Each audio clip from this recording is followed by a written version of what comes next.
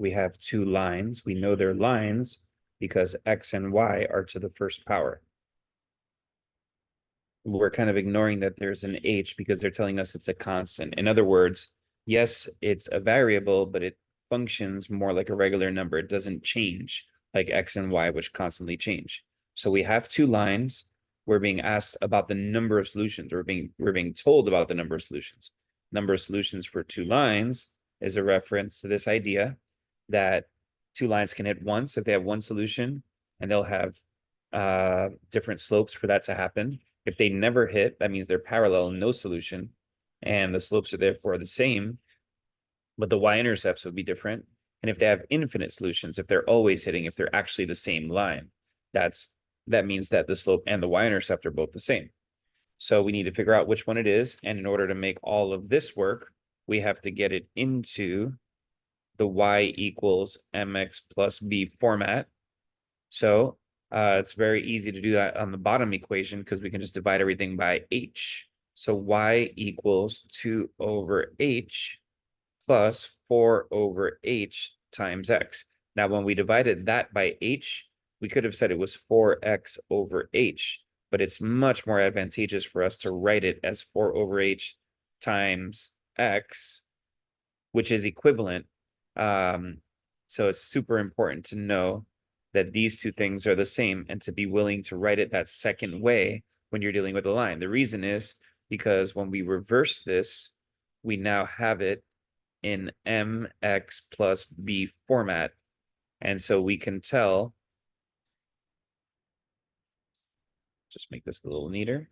We can tell now that the slope is 4 over h because it's in the m spot of that linear equation. So now doing the same thing for the top equation, we can add 9y to both sides, and we'll have 4x equals 18y plus 5. So we basically did plus 9y plus 9y. And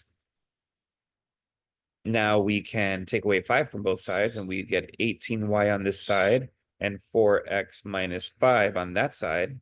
And now we'll be dividing by 18 to get the 18 alone, to get the y alone, rather. So that'll give us y equals 4x over 18 minus 5 over 18. And simplifying the 4 over 18, dividing by 2, we get 2 over 9.